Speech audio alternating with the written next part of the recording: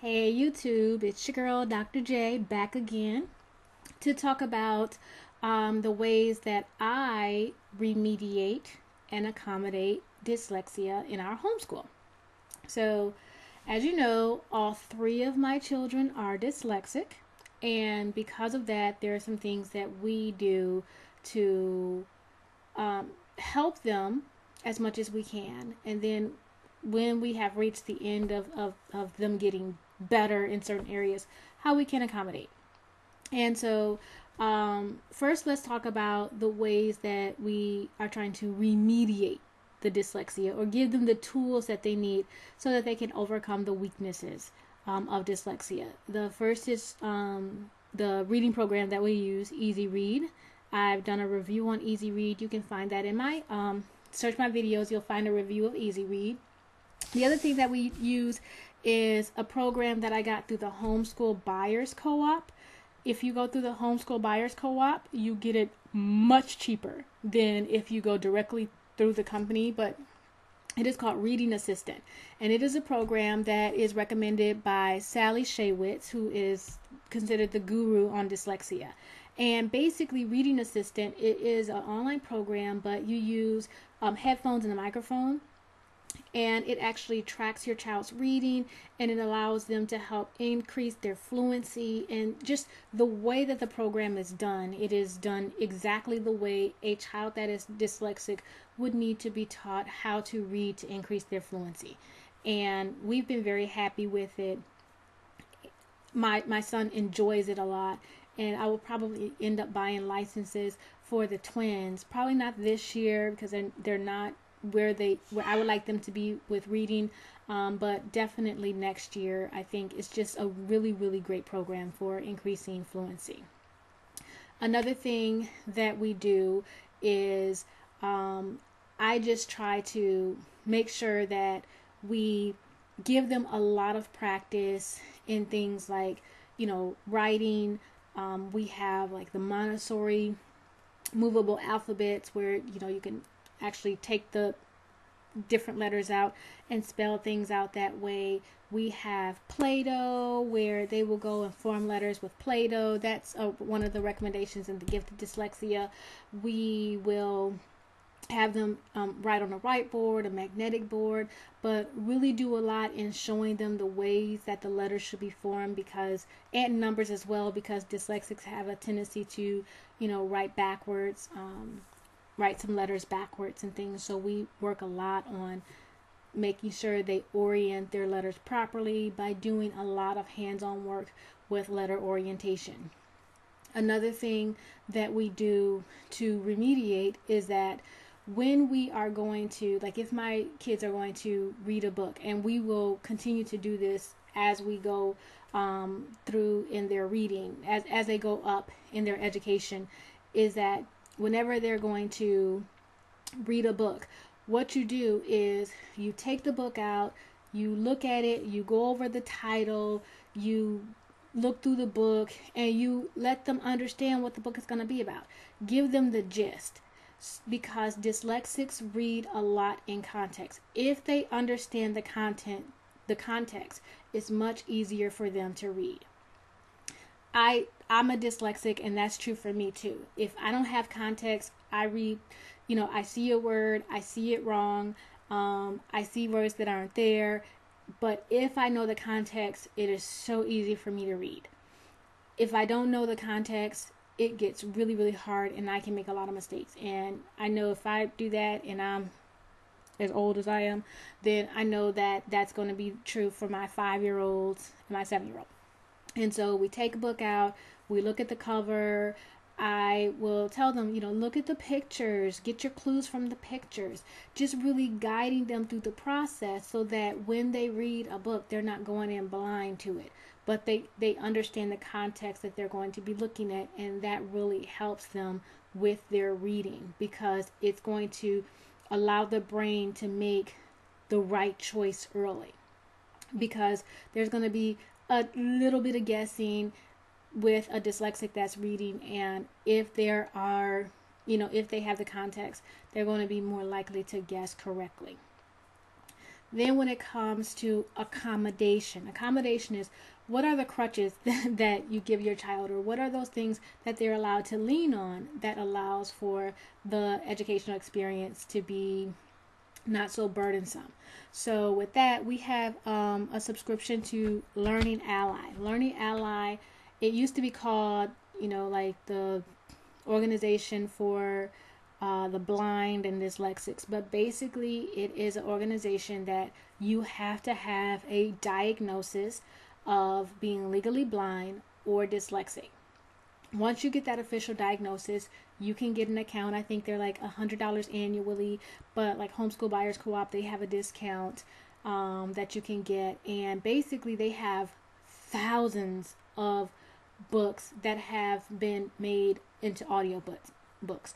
And so it is every textbook, Singapore math all the way through kind of fun reading books you can find, not just for children, but also adults through college. Like when they go to college, they can get their college texts on there. And the thing that's really good is that it allows you to control the pace at which the book is read, because with dyslexics, they can actually have the text be read really, really fast and still get all the information, because that's just how their brains work. And so, you may have a book that's this big, and if you were to read it, it might take you, 5 hours to read the book cover to cover. Well, a dyslexic could play that book with an audio book, and they could play it at, twice the speed.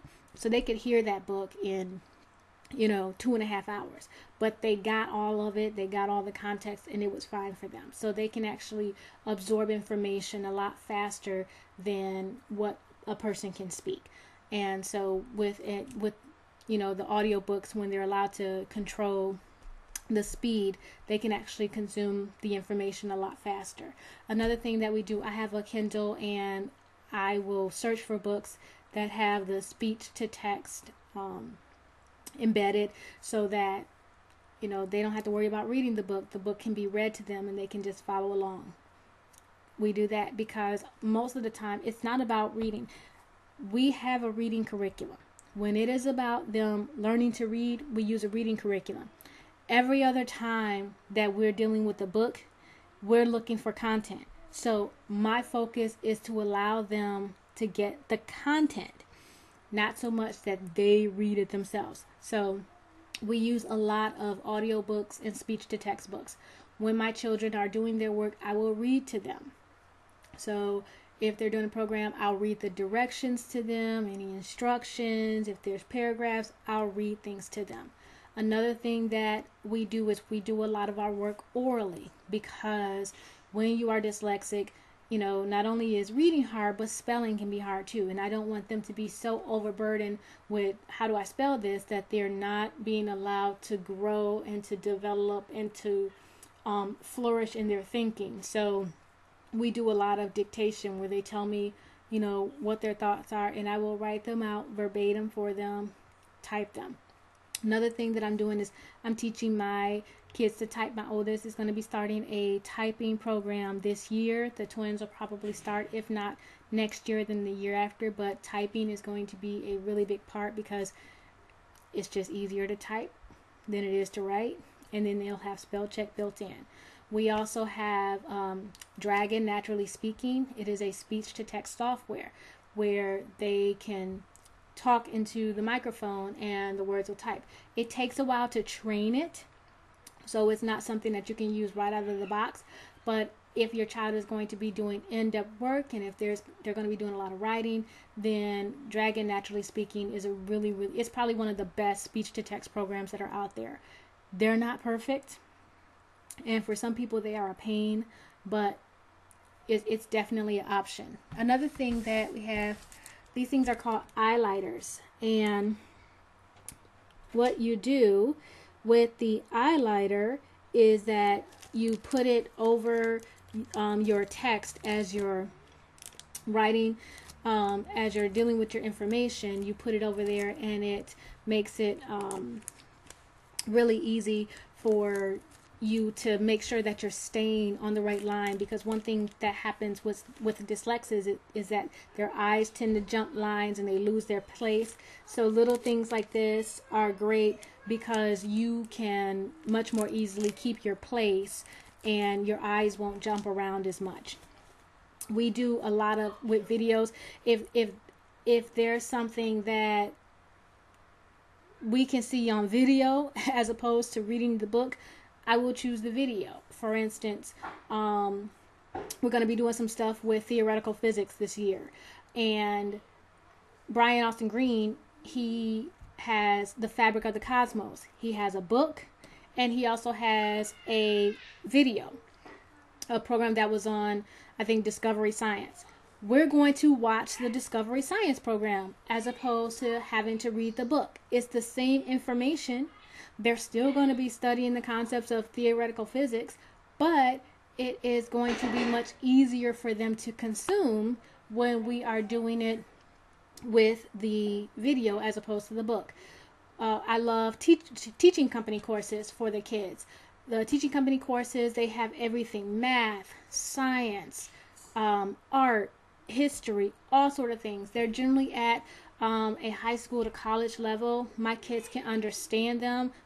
A lot of kids will be able to understand them. I don't think your kid has to be gifted to really be able to understand the teaching company text or teaching company courses, but it's great because they have audio lectures where it's just audio only, or you can even do it where sometimes it is a DVD. So you're watching the instructor do the lecture, and then you get to see a lot of their, PowerPoint slides or different visuals. So we use those because what I care about is the content. I don't necessarily care about the delivery method. So we do that. Another thing that we do is I read to the kids every single day, and I try to read a lot of books to the kids, because even though reading is hard, and it's going to be hard for them, reading is sometimes hard for me, but I still want them to love books, love learning, love getting good information out of it. So I'm going to always read to them. Another thing that dyslexics actually benefit from is longer books, because they're good at getting the gist and they really understand context. And sometimes really short books and really short passages don't have enough character development and they don't have enough context development to be useful. So that's why we would choose like a Freddy the Detective book, which is written for kids, but it is, 300, 400 pages. My kids like that rather than a book that might be 25 pages long. So for dyslexics, longer is better, and that's something that, it kind of goes out of what you would think, but it's absolutely true. Longer is better. So those are some of the things that we are doing for accommodation and remediation for dyslexia in our home. If you have any questions, feel free to post them below and I'll get back with you.